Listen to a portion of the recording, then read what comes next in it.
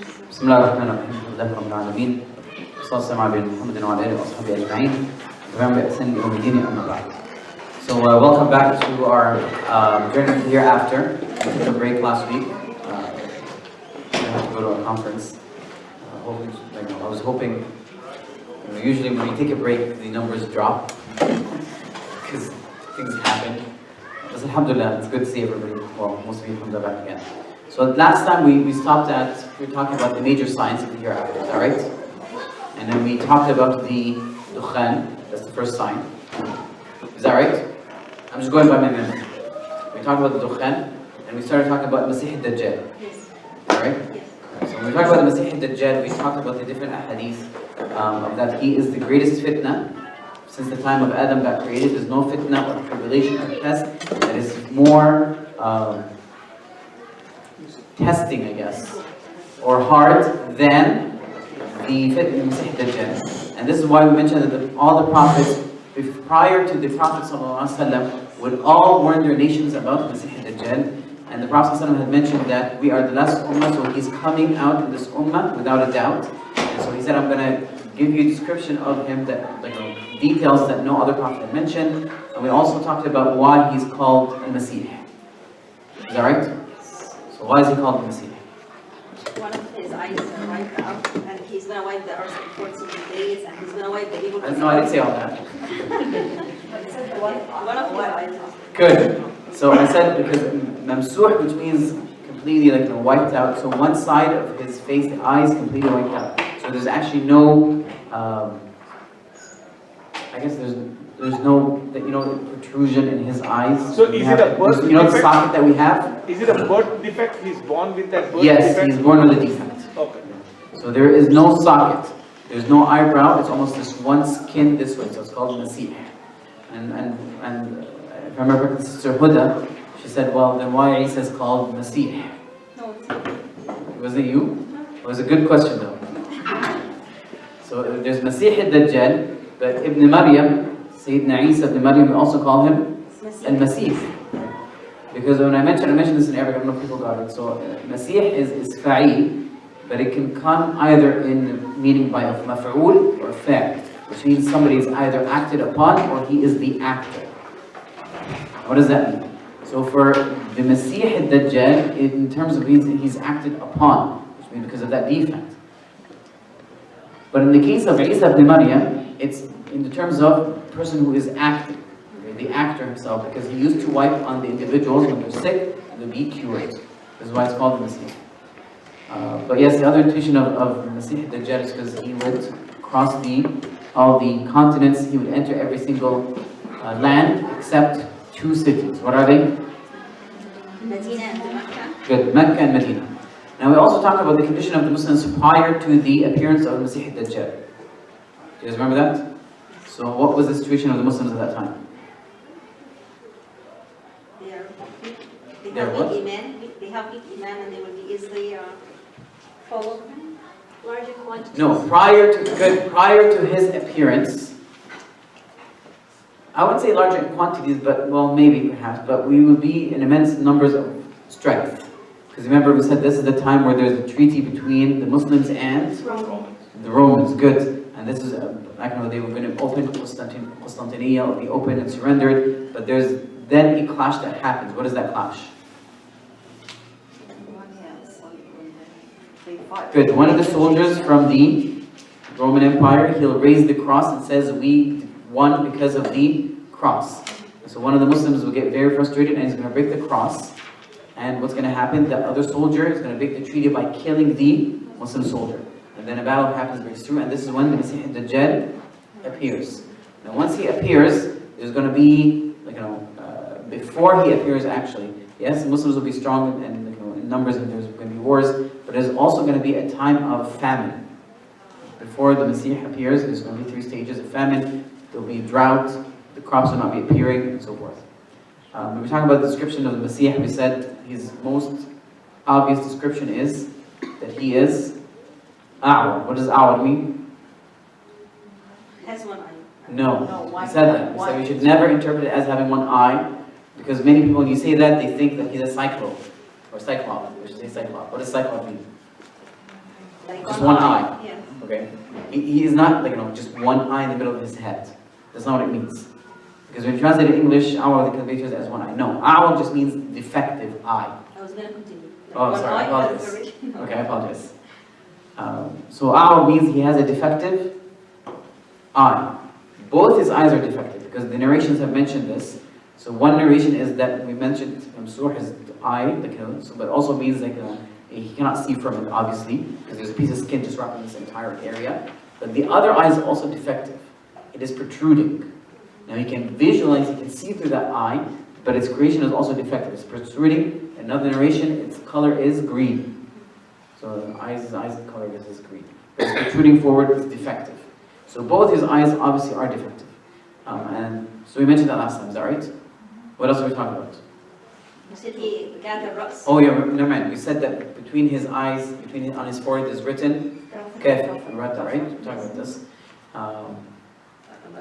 He's just seeing Good. His physical distribution, good. He is large, stout, short. curly hairs and his legs. Curly hair, and when he walks, his legs are separated, either because he is bow-legged or just because of a defect. He just kind of wobbled, his feet are wide. Now, what's the point of mentioning all these things? He's defective. Good. So, but also this is being pointed out because what is he going to claim? He's going to claim that he is Allah. And the Prophet ﷺ is mentioning these qualities because Allah subhanahu wa ta'ala does not have defects. Good. Because if he was a God, why does not he cure his own defects? Now Allah subhanahu wa ta'ala is mentioning obvious signs because you have to remember, when we talk about this great tribulation, a great tribulation, Allah subhanahu wa ta'ala will give Masih al-Dajjal abilities that are going to cause a fitna, unparalleled abilities that if you don't see these, sometimes if you ignore these big signs, you can be deceived. But Allah Prophet is pointing at clear, obvious signs in front of us so that we would not be deceived by these other things that are occurring. Did you also mention that he's impotent? Yes. Okay, good. We mentioned he's impotent. We mentioned why his da'wah of being a God is false. Now, did we talk about his abilities that will cause that tribulation? We didn't. Okay. So his abilities that will result in the fitna to occur. So these are his abilities and capabilities Allah subhanahu wa ta'ala would give him. And so he would claim to be a deity. He'll claim to be a God. And Allah subhanahu wa ta'ala would give him abilities that with it is a source of the fitna. So one of them is his ability to quickly move through the earth. Quickly move from one area of the earth to the other area. So this mentioned in Sahih Muslim, the Prophet ﷺ, when he was asked about the hasteness or the speed of Dajjal on the earth, like how quickly he's going to move. So the Prophet ﷺ said, كَالْغَيْثُ اسْتَدْبَرَتْهُ الرِّيحِ. So al-ghayth over here is referring to the clouds. So essentially the Prophet ﷺ, he's saying that it's like the clouds that are being pushed by the wind. So have you ever looked at a windy, if it's during the daytime, if there's a lot of wind, have you ever guys looked at the clouds, how fast they move? Yes? Yeah. Do you guys look up? Sometimes they really. Young ones, I know you guys hardly look up nowadays. You're busy with your phones. But no, if you ever look up, just do it. It's kind of, it's a very interesting, subhanAllah. It's amazing how fast the cloud can move when the wind just kind of just blows it. So this is the speed of it. And then the Prophet ﷺ, he said, لَيْسَ مِنْ بَلَدٍ إِلَّا سَيَطَعُهُ الدَّجَّالُ إِلَّا مَكَّةَ الْمَدِينَةِ. There isn't a country or a city that the Dajjal would not enter because of how fast he moves from one area to the next, except for Mecca and Medina. Right.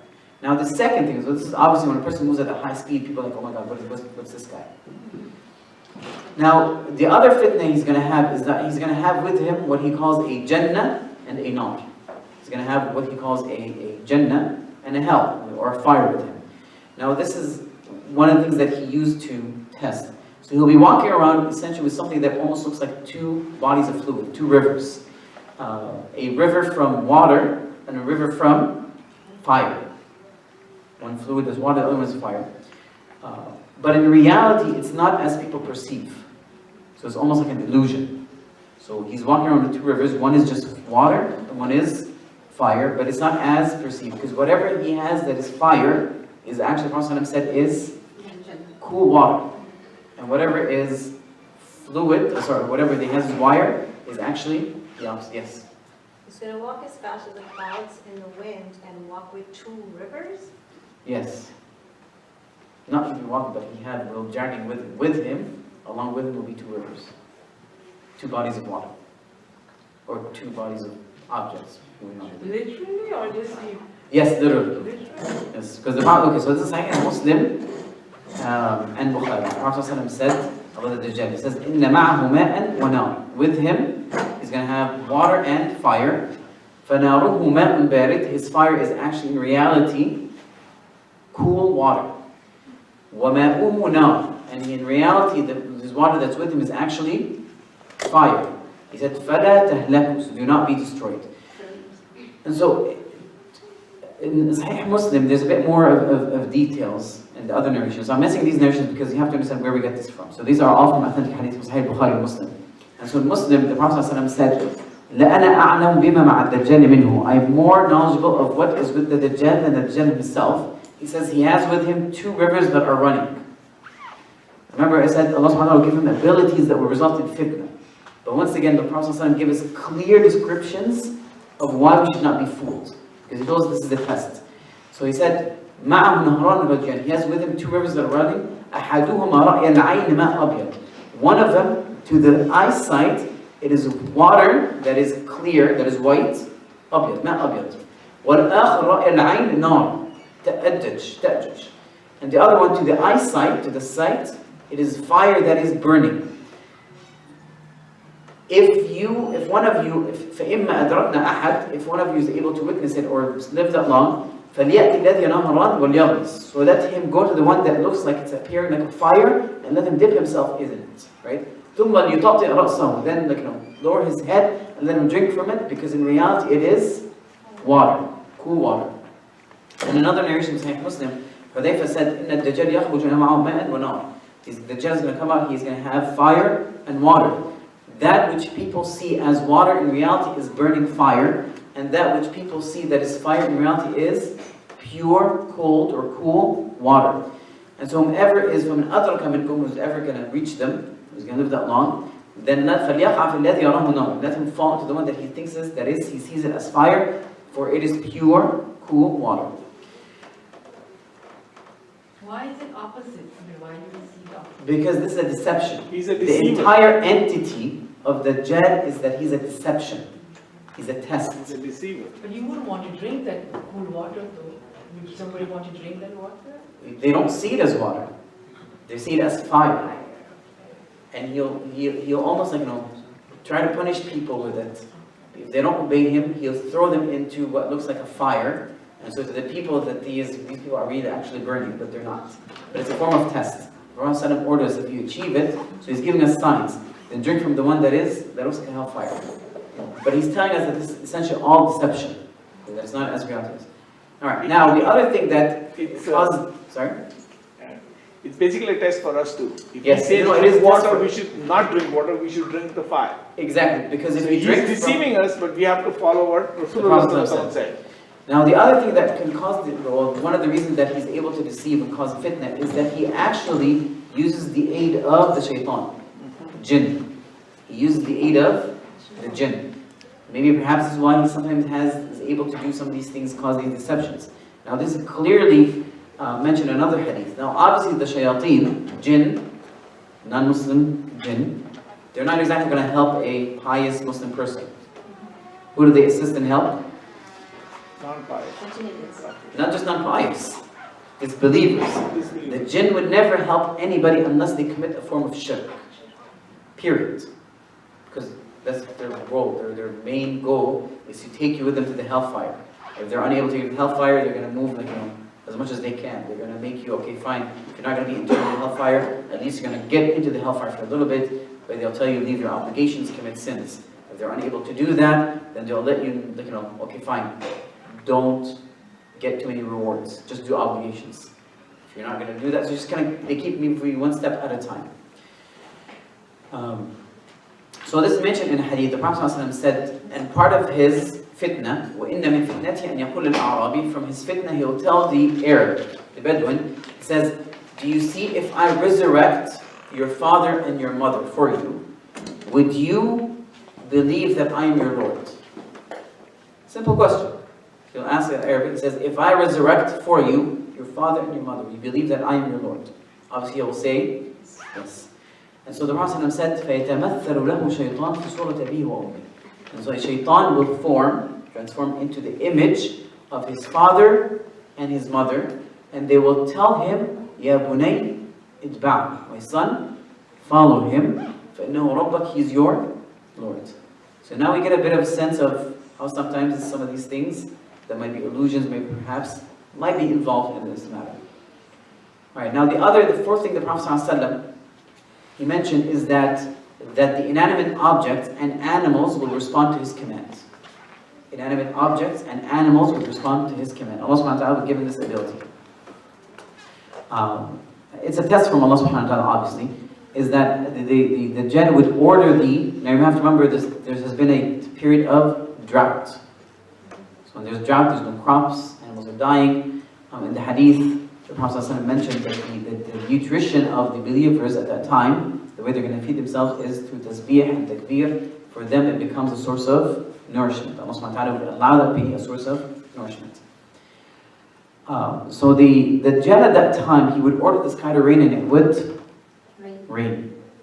And he would order the ground to produce its crops and it will produce its crops. And he'll call the animals, they would follow him. And he'll order the barren land to bring out its treasures and he'll spit out its treasures. This is mentioned in Sahih Muslim. And Nawas ibn Sam'an, the Prophet ﷺ said, فَيَأْتِ عَلَى قَوْمٍ فَيَدَعُوهُمْ فَيُؤْمِنُونَ بِهِ. So he'll come to a group of people and he'll call them to believe in him, so they'll believe in him. And they will answer him. فَيَأْمُرُ السَّمَاءَ فَتُمْطِرُ. And in response, because they obeyed him, he will order the sky to rain and it will rain. And he will order the ground to produce its crops and it will produce its crops. فَتَرُوحَ عَلَيْهِمْ سَارِحَةٌ. Right? So which means that they're animals. They're herds, right? فَتَرُوحَ عَلَيْهِمْ سَارِحَةٌ أَطْوَلَ مَا كَانَتْ ذَرٌ. And those, so they'll have camels and they'll have cattle, all these things. What's going to happen is that their cattle are going to have higher humps because they're full, they're nutritious, and their what's it called? Their mammary glands, right? Is going to be filled with milk, like not been before. And their waist will be as wide as possible because they're eating from those things. فَيَنْصَرِفْ عَنْهُمْ فَيَسْبُحُونَ مُمْحِنِينَ. Right? And so they will move. And then other people, remember. And so this is the people that obey him. Now the other people that disobey him, right? He calls them and they will disobey him. So they will say, no, we're not going to follow you, you're not our Lord. What he's going to do is when he moves, right? And so they say, فَيُصْبِحُونَ مُمْحِنِينَ, which means that they wake up, they'll be affected by drought. لَيْسَ بِأَمْرِهِمْ شَيْءٍ مِنْ أَمْوَالِهِمْ. They have nothing from their wealth. Why? يَمُرُّ بِالْخَارِبَةِ. He'll pass by the barren land. فَيَقُولُ خُرُوجِي أَخْرِجِ كُنُوزَكُمْ. Take your treasures. And so these treasures will follow him. كَيَعَاسِيبَ النَّحْلِ. This is referring to the male bee soldiers. The ones in command. When they usually fly, they'll fly in groups. They always follow the leader. So he's likening the treasures when they come out. They're going to follow this Masih Dajjal, similar to how these bees follow the leader. So essentially what's going to happen is the ones that follow him, he's going to reward them. The ones that don't follow him, he's going to punish them essentially. So this is one of the fitna. Now the fifth thing the Prophet ﷺ had mentioned is that the fitna of resurrection, he's going to, we mentioned this, but this is another fitna, he's going to have with individuals, is that he's going to kill a believer as it seems to the people. He's going to kill a believer as it seems to the believer, but also at the same time, this is actually going to be his downfall. I'm going to mention this. So this is mentioned in a hadith, another hadith of the Prophet ﷺ, in a long hadith, Sahih Bukhari. And so the Dajjal will come and he'd want to enter Medina, but he's prohibited from entering Medina. He can't. So he will stand in the area of some of the sanded area close to the Medina. And so one of the believing men will come out to him, and he's from among the best of the believing men. And so he would say, I bear witness that you are the Dajjal. He'll say, I bear witness that you are the Dajjal. The Prophet ﷺ had told us about you, and so the Dajjal will talk to the people, right, around you. He said, you see, if I kill him, if I kill him and I resurrect him, do you doubt in this matter? And so of course they say no. So what he's going to do is he's going to kill him as it appears to the people. Right? He's going to almost split him in half and walk between him, and then he'll resurrect him back again. But once he do that, this person will say, this believer will not say, I believe in you. He'll say, مَا كُنْتُ فِيكَ أَشَدَّ بَصِيرًا. There isn't it's not even I have not been clear in my vision about you than I am now. So this is going to result in the believer become even more believer, and so the Dajjal would want to kill him, but he will not be able to kill him. This fact tells you that he is actually not a God, right? So there's all these little signs you can actually see that he is not a God. In another nation, it will be mentioned why he's unable to kill him. Because when he says that, he gets really angry. He will jump on him and try to kind of butcher him. But Allah subhanahu wa ta'ala would almost create a copper barrier on this Muslim's neck that will prevent the Dajjal from cutting his neck. And so now all of a sudden he is unable to exert his abilities on these individuals. Alright, now where's he going to come out from? Iran. Specifically? Khurasan. From Khurasan it is Asfahan. From Asfahan, a specific town, it's called Al-Yahudiyya. Okay. He was born there? No, he'll come out from there. So he's not born into any human family, right? First time No, he he is a exposed human being. himself. But was he born or was he put on earth by Allah? No, he's born. He's born to some mother, right? Well, yeah, because he's obviously. Yeah, so the mother knows that he's the Dajjal. No, she doesn't, obviously. Or she would have died a long time ago. Allahu Alam. But these are details we might not necessarily know. But no, he's a human being, and he is created, and he is born. He has defects, he's impotent, so many other descriptions. Alright, so obviously he'll come up from the east, right? From a Persian, from Fez, from a town that's called Khurasan, specifically from a town called Asfahan. And the Prophet ﷺ said, إِنَّ الدَّجَّالَ يَخْرُجْ مِنْ أَرْضِ بِالشَّرْقِ. The Dajjal will come up from a land from the east, يُقال له خُرَسَان, will be called Khurasan. يَتْبَعُ أَقْوَامًا كَأَنَّ وُجْهَهُمُ الْمِجَانِ الْمُطَرَقَةِ. A group of people from among the people that will follow him are individuals that will have وُجُهُمْ كَأَنَّ الْمُطَرَقَةِ, which means that their faces are flattened. Their faces are flattened. And this was the same description of what the Prophet ﷺ called a Turk. So a Turk is not Turkey. But we mentioned this before, right? We said a Turk refers to what? People like the Tatar, right? So their faces are flat, from that area, from the Tatar region. Sorry? What is that region? So in Tatar, there are places like the Mughal Empire, right? The Mughals, that region. However, although he comes up from there, the Muslims will not have notice of his appearance except when? When he's between Sham and Iraq. So he's going to come from Faris, and he's going to be moving. They will not realize that he has come out except when he reaches the areas between Sham and Iraq. Right? This is when they hear news of his appearance. Alright, how long is it? Yes? I'm confused, because doesn't he have the appearances so that people would know from or is these appearances of being a Masih and wiped out? No, people will see this. They actually see that he is out. That he is... And kafir, wouldn't they see No, since he's the birth? kafir writing, only believers will see it. However, human beings, if they think logically, they realize that he's not a God. No, but what I'm saying is you said that he's going to come from Iran. People will not realize until he is in No, Sham. Muslims will not realize that the Dajjal has appeared Okay. until he reaches between Sham and Iraq. So before he appears and takes reign and makes his claim and does his fitna, he's just there. But his physical appearance, including kafir, is there. No, they don't see that until later on. Okay. But his appearance, yes, is as it is. A person who's defecting, who's living among the other people, But whatever the the case kafir is. sign and that will not show until he is... Only believers will see that. So it could have been there before or not, Allahu Alam. But only when he starts clashing with the Muslims, the Muslims obviously would see it, because then it's a fitna.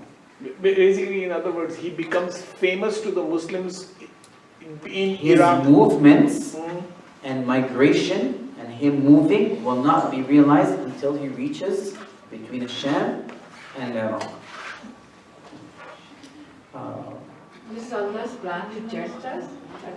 He is a test. He told us, He is a the test. Prophet told us this is a So test. this is Allah's It's a tribulation for the entire, belief. not just believers, Everybody. everybody. We are preparing every Friday by reciting the. So we're going to talk about later on how can we protect ourselves from it. That's right. No. That's one of the reasons the Prophet had told us. He told us this is a test. And this was mentioned in the Quran, right? All these things that, we're not going to say Dajjal, you just mentioned some of the other signs. But the Prophet ﷺ had mentioned this. He mentioned, talked to us, and he told us this is a warning. Every messenger has warned you. So this is a test. Be careful how we protect ourselves. His descriptions. And so we know this. However, unfortunately, even some of the Muslims will be deceived. We're going to talk about who are those who are going to follow him. Okay, there's going to be four categories. Four categories, if I remember correctly, of types of people that will follow him. Among them are some of the Muslims that are deceived by it. All right, how long is he going to stay in the earth? 40. 40 what? 40 40 days. So his reign is only 40 days. However, those 40 days are not alike. Okay. A day like a year. No, so a day will be like a year, and a day would like A month. a month, and a day like a week, and the remainder of days are like your regular days.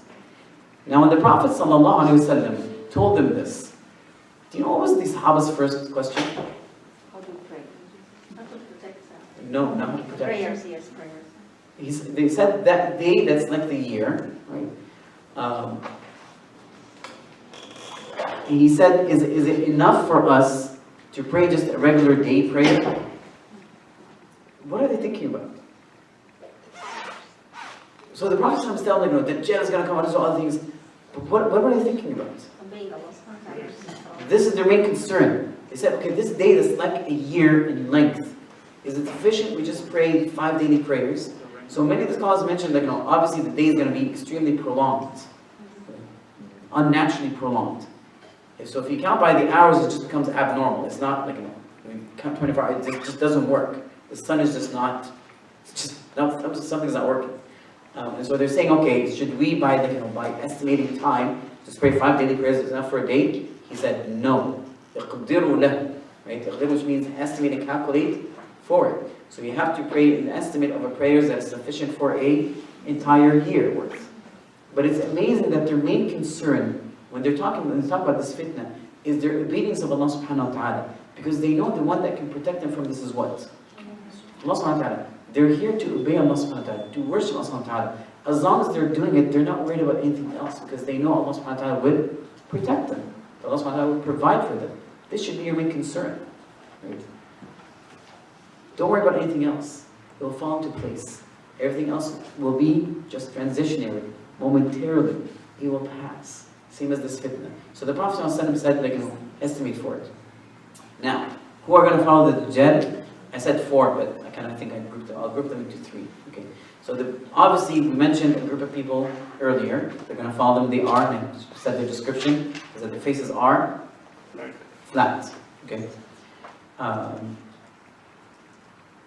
Then another hadith, the Prophet ﷺ mentioned, he said, أكثر أتباع الدجال اليهود. What did he say? والصبيان. I'm going to translate. The sisters understand Arabic, kind of just laughed. So the Prophet ﷺ said, the majority of people that follow the Dajjal would be from the Yahud. For them, this is the Messiah that they're waiting for. They're actually waiting for Messiah. And this is the Jewish people? Yes. It's kind of interesting. If you ever go to Asbahan in Persia, there's so many Jews in that area in Asbahan. Right? Because they know he's going to come up from there. And so the Prophet said that the Dajjal will be followed by 70,000 Jews from Asbahan. Right? عليهم الطيالسة. This is a type of clothing. It's like almost like a sheet you wear you wrap your body with. Okay, so this is the kind of clothing that you're wearing it. But he also mentioned that the majority of people who follow him are also women and children. So we can divide those into 4 categories. The first category are the general disbelievers. They're going to follow the Dajjal. Because they will be أكثر الناس فتنة به. So they'll be ones that will be deceived by him the most because of what Allah subhanahu wa ta'ala gives him from abilities.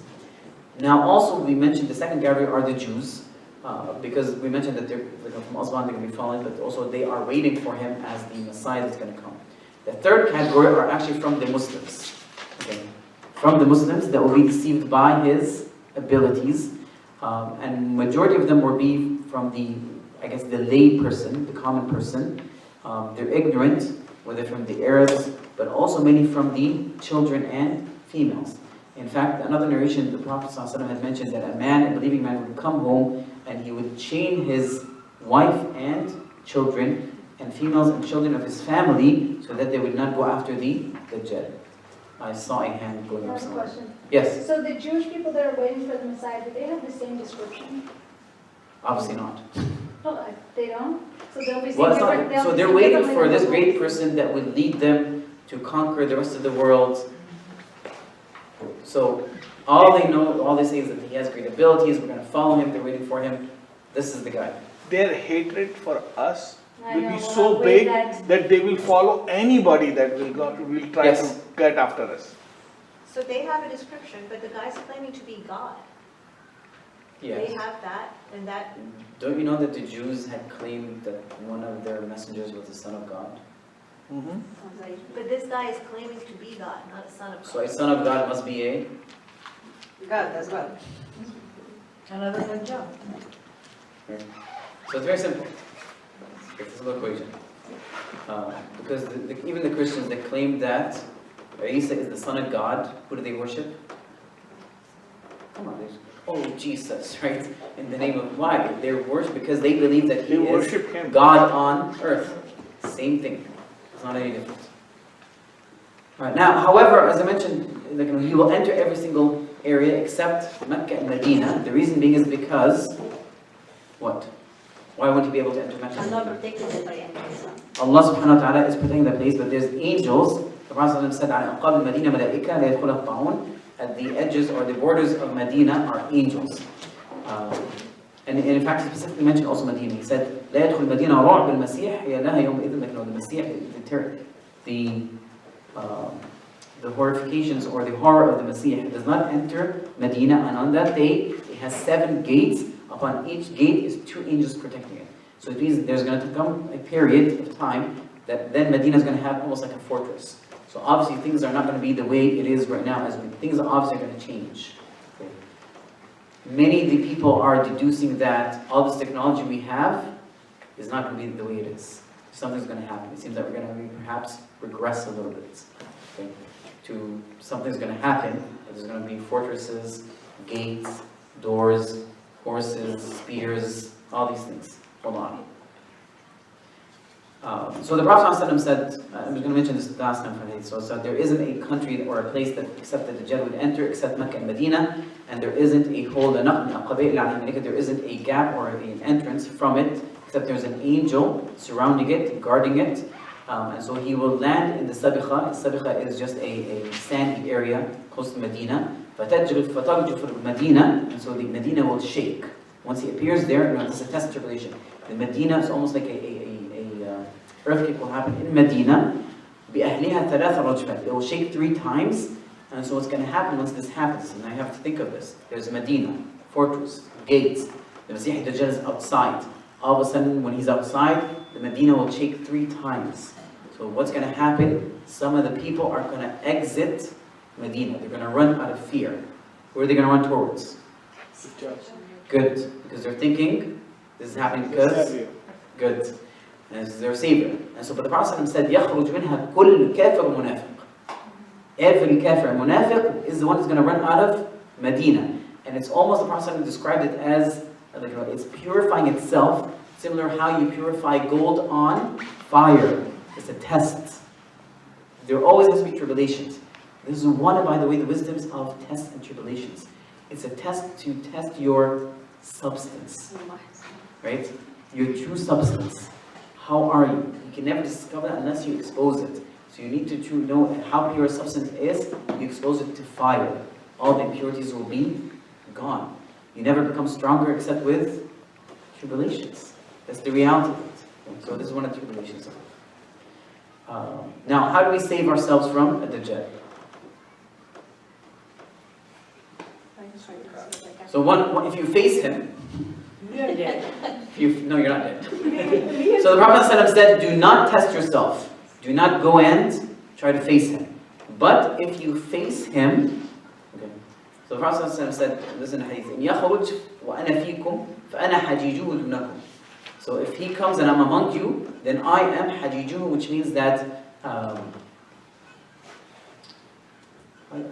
Barrier? I would stood. I'm the barrier? No, debater, argumenter, Okay. right? To prove that he is not for you. وَإِنْ يَخْرُجْ لَسْتُ فِيكُمْ. And if he comes and I'm not among you, فَإِمْرُؤٌ حَجِيجٌ نَفْسُهُ. So each one is gonna debate and argue for himself. وَاللَّهُ خَلِيفَتِي عَلَى كُلِّ مُسْلِمٍ. Right? And Allah subhanahu wa ta'ala is my guardian, my supporter on every Muslim. Now, what's indicating is that, so which means that Allah subhanahu wa ta'ala will protect him. So what this is indicating is that the Prophet ﷺ left among us knowledge, enough knowledge to be able to detect the Dajjal. So you're able to, if you run into him, argue victoriously and prove that he is the Dajjal. There's one thing you can do. Now, other than that, because remember that Allah subhanahu wa ta'ala is exalted from all defects. And the person in front of you is defective. But in addition to that, what else can you do? So we know the ideas, we need to study who it is. But the second thing you can do is, sorry? Go to Medina. Go to Medina. Good, protect yourself in outside. Medina or Mecca. Good, that's the second thing you can do. A third thing, if you're out of Medina or Mecca, you don't know what else they can do. The Prophet taught us to recite Surah Al-Kahf. So Al-Kahf is a protection for you. Yes, so he said, the Prophet said, مَنْ أَدْرَكَهُ مِنْكُمْ فَلْيَقْرَأْ عَلَيْهِ فَوَاتِحْ Surah Al-Kahf. So let him recite at the beginning of Surah Al-Kahf, another narration at the end of Surah Al-Kahf. Do yourself a favor, memorize the entire thing. Okay? Because if you recite it every Friday, you will memorize it. It's not that big of a deal. But some mention, like, first 10 verses from Surah Al-Kahf, and some mention the last 10 verses of Surah Al-Kahf. So that's another thing you can do. So that's 3 things we mentioned so far, right? Yes? Now, the last thing you can do is obviously seek refuge with Allah subhanahu wa ta'ala from the Dajjal. The Prophet himself used to do that in every single prayer. Seek refuge from Allah subhanahu wa ta'ala. Good. Now, his destruction and destruction of his followers. So obviously now he's out. He wants to fight the Muslims. He's upset about the victorious. Now he has an entire army of disbelievers and the Jews. Now, as this is happening, what's going to happen? This is when the time that Isa ibn Maryam will come. And so this is going to happen at a time when the Muslims are preparing more to face the Masih Dajjal. There's an entire army they're preparing, and this time perhaps they're not even in Medina yet, they might be somewhere else, but they're getting ready to fight in Masih Dajjal. This is when Isa ibn Maryam will be coming, right? So يَعُدُّونَ الْقِتَالِ يُسَوُّونَ الصُّفُوفِ, they're aligning lines. إِذَا أُقِيمَتِ الصَّلَاةِ, right? The salah would be called for iqamah. This is mentioned in another narration, Salat al-Fajr. فَيَنزِلْ Isa ibn Maryam, right? Isa ibn Maryam will come, فَأَمَّهُمْ, which means he'll lead them. Not lead them in prayers, right? Ammahum, which means he will lead them. فَإِذَا رَآهُ عَدُوُّ اللَّهِ ذَابَ. So if the enemy of Allah subhanahu wa ta'ala, talking about Masih al-Dajjal, sees him, then he would melt like salt melts in water. فَلَوْلَا تَرْكُوهُ, if he would be left, then he would dissolve until he ruins. But however, Isa ibn Maryam would kill him by his hand, and he would show him his own blood. Now, the Imam of the Muslims at that time is another hadith the Prophet mentioned, is a pious man. فَبَيْنَمَا إِمَامٌ قَدْ تَقَدَّمَ يُصَلِّي الصُّبْحِ. When he has advanced, so the leader of the Muslims at that time, he mentioned that he's most likely the Al-Mahdi. Most likely Al-Mahdi at that time. So he's getting ready to lead the prayers. Isa ibn Maryam will come at that Fajr time, and so this leader would want to move back, because it's Isa ibn Maryam, right? However, Isa ibn Maryam would refuse, and he tells that it was made iqamah for you. And so the leader of the Muslims, the Khalifa Muslim, is the one that will be leading the Muslims. Along with it also Isa ibn Maryam alayhi salam. Once he's done, Isa alayhi salam would tell them, open the gates. And so they will open the gates once the Dajjal see him, right? And with him are the 70,000 Jews. All of them with swords, those are descriptions. And so when the Dajjal sees him, he'll start to melt away right away. And so he will start running.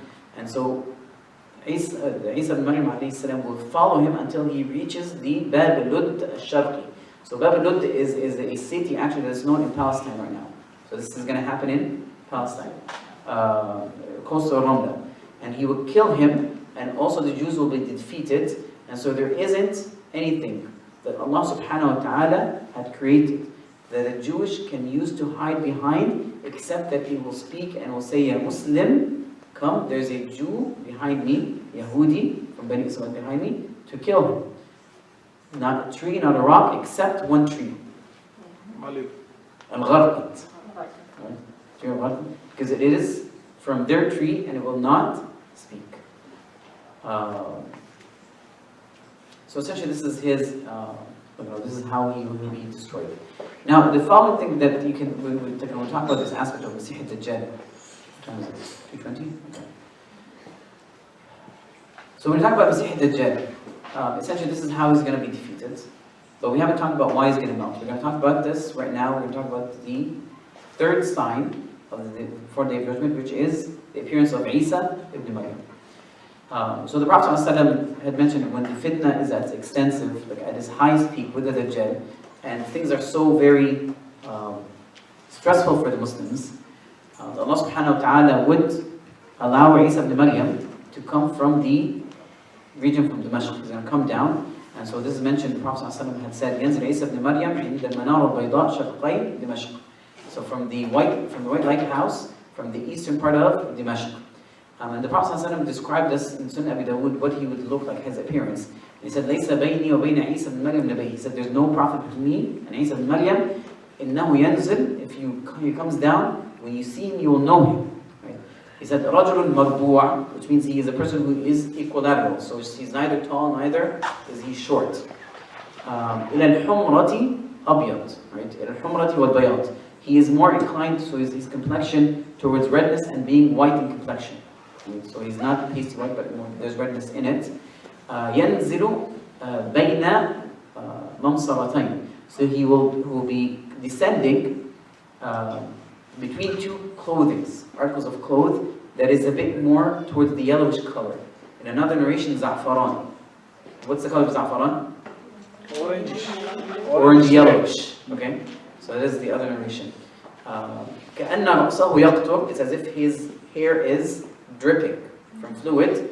وَإِن لَمْ يُصِبْهُ بَلًا. Even though it is not wet. Now this is referring because this is an indication of the beauty and sleekness and brightness and smoothness of the hair of, or the cleanness of the hair of Isa ibn Maryam.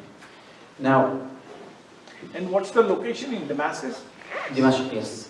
And it's also specified which corner of that masjid's, it's a specific corner of a masjid, right? No, he's going to come, so the area of he's going to come from, obviously he's going to descend with his hands on the wings of two angels. He's going to come down, he's going to meet the Muslims in the area of the fortress. In the morning, we mentioned that during the morning time, right? Menorah. Yes, from Menorah site. Now, when Isa ibn Maryam comes, remember we said there's no prophet after the Prophet ﷺ? Yes. So what is he going to come and do? Confirming the message of Prophet ﷺ. Well, he's going to take his Sharia and take the Prophet's Sharia. Following, and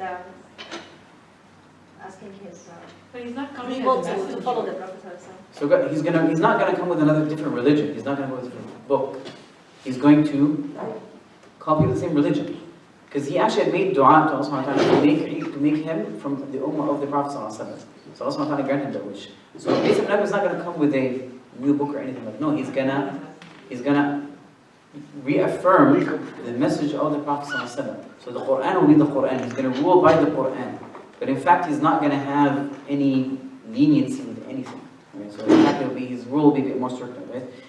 So the Prophet ﷺ said, فَأَمَّكُمْ بِكْتَابِ رَبِّكُمْ. So this is the narration when he says فَيَأُمُّكُمْ, which means he will lead you. Because remember he said he will come and people are getting ready to lead the prayers, but the narration says he will lead you. It's not referring to lead to the prayers, because the other narration clarifies the interpretation of the interpreter of the hadith, the Sahaba al-Tabi'i. He mentions he will lead you with the book of Allah subhanahu wa ta'ala and the sunnah of the messenger of the Prophet sallallahu alaihi wasallam.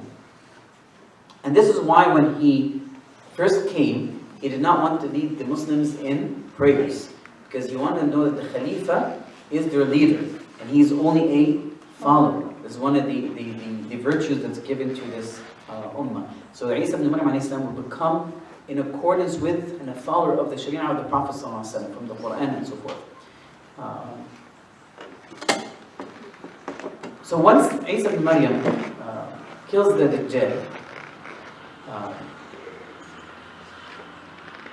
actually, I just have another question. Why is he melting? Why would the Dajjal melt? Yes. It's a good guess. He's basically rotting away, like he has ailments in his body. No, it's not just him, but every other disbeliever, right, would also kind of happen that way. I didn't mention this hadith, but it comes from a hadith. The Prophet ﷺ said, فَيَنزِلْ عِيسَى بْنَ مَرْيَمَ مِنَ الضَّبَعِ الشَّرْقِيِّ دِمَشْقَ بَيْنَ مَهْرَوَدَتَيْنِ. Mahrawadatain is two articles of clothing, with the color of za'faran. We mentioned they're a bit yellowish. وَاضِعًا كَفَّيْهِ عَلَى أَجْنِحَةِ مَلَكَيْنِ. His hands will be on the wings of two angels. إِذَا طَأْطَأَ رَأْسَهُ قَطَرٍ. If he raises his head, it will drop with some sort of fluid. And it kind of flows as if it's like pearls. فَلَا يَحِلُّ لِكَافِرٍ. It's not permissible for a disbeliever يَجْدُ رِيحَ نَفَسِهِ إِلَّا مَاتٍ. Right? That would sense his nafas, which means his breath, right? Except that he would die. And the Prophet ﷺ said, وَنَفَسَهُ يَنْتَهِ حَيْثُ يَنْتَهِ طَرَفَهُ. And his scent or his breath can be sensed to the extent of where the eyesight of Isa and Maryam would end. And so he would say, فَيَطْلُبُهُ حَتَّى يَدْرُكُ بِبَابِ لُدٍ. So he will follow the Dajjal until he reaches Bab Lud, فَيَقْتُلُهُ ثُمَّ يَأْتِي عِيسَى بْنِ مَرْيَمَ قَوْمٌ قَدْ عَصَمَهُمُ اللَّهُ مِنْهُ. He will come to a group of people that Allah subhanahu wa ta'ala protected them from the Masih, from Masih Dajjal. فَيَمْسَحُ عَنْ وُجُوهِهِمْ. So Isa and Maryam would wipe on their faces, and he would inform them of their level in Jannah. So the reason that the Masih melts is because it's not permissible for anybody, disbeliever, to sense his breath except that he would die. This is why he's melting. Okay? But it's also that, well, that's good. Now, once Isa ibn Maryam, okay, is done with killing the Dajjal, I'm going to have to also mention Ya'juj and Ma'juj because they'll come out in the same period, but also after their death. What is the mission of Isa ibn Maryam? No, that's not his main mission. To make everybody Muslim, right? Good. So his greater mission is to establish the Islamic rule and to get rid of all the deviant ideologies and all the deviant religions. In Sahih al-Bukhari, the Prophet ﷺ said, by whom my soul is in his hand, it is about Isa ibn Maryam to come down, a just ruler. He will break the cross and he will kill the swine. Kill the swine. What's swine? Pig. Good. وَيَضَعِ الْحَرْبِ. Right? And he will eliminate all warfare. وَيَفِيضُ الْمَاءِ. Right? And wealth will flow. حَتَّى لَا يَقْبَلْهُ أَحَدٍ. Until nobody would accept it. حَتَّى تَكُونَ السَّجْدُ وَاحِدَةً خَيْرًا مِنَ الدُّنْيَا وَمَا فِيهَا. Until one prostration is more beloved to people than the entire earth and what is in it. Now the Isa ibn Maryam it's not just that, but also that time, because as I mentioned in this hadith, it will be a time of prosperity because he will not accept except Islam. So we're talking about the entire world will become essentially almost Muslim. and in fact, like, you know, there'll be no drought, right? Because of, remember, drought happens because of disobedience, but now this is obedience. There'll be the opposite. So there'll be plenty of rainfall, plenty of crops, to the point that beasts will be so filled because there's so much food that a person will pass beside. You're going to like this one. It's going to pass beside a lion. The lion will even attack him because it's just so full. Then you can pet them. I don't know if you can live that long, but I hope not, inshallah, before that fitna. Now, how long is Isa ibn Maryam going to stay on the earth? 40 years. Okay. And then he's going to die, and the Muslims are going to bury him. They're going to pray Salat Janazah, and they're going to bury him. Yes? So what's the role of the Mahdi after the conquer of the... Like, So he's the Khalifa, obviously. Okay. And Isa ibn Maryam is... Going to lead the Muslims in the army with the Dajjal, and also dealing with Ya'juj and Ma'juj. But after all that And the different warfare, done, yes. After what? after all that is done, the Dajjal's been killed, then the vote will, who's going to rule?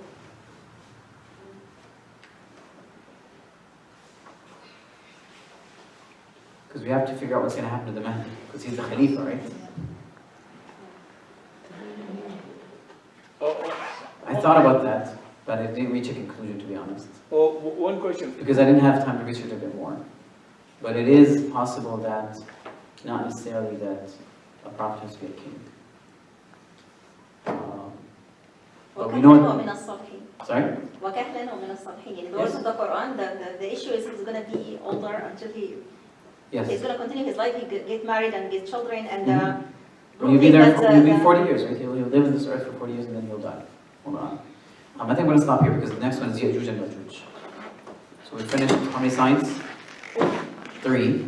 Dukhan, Dajjal, Isa ibn Maryam. How many is left? Come on, quickly, how many is left? Math.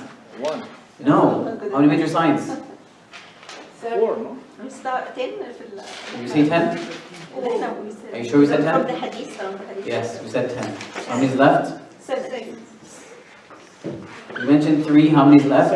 7. 7. No, you mentioned 4. Sorry? No, I mentioned Dukhan, Dajjal, Isa ibn Maryam. Oh, That's 3, right? yes. So we're going to be left with It 7. was 4, then you said... But 3 of them really are, you can combine together. Okay? So maybe 5. We're going to talk So, about 5. will Dajjal be a learned person who could recite Quran? And, No, I wouldn't. So he's a disbeliever. okay. I wouldn't know if he would be a learned person who recites Quran or not. But even if he did, what difference would it make? You know, I'm just saying, if he would be, then he becomes even more convincing, right? He doesn't need to, because Allah subhanahu wa ta'ala gave him abilities that he could test others with. Yeah. But also Allah subhanahu wa ta'ala made clear signs of his defects for those who can look through and see the obvious signs. Now this is the same argument as people who try to argue with atheists that God does not exist. Allah subhanahu wa ta'ala placed clear signs of his existence. But those who wish to commit that to something else, they can be fools. Alright, we're going to take a 5-minute break, inshallah.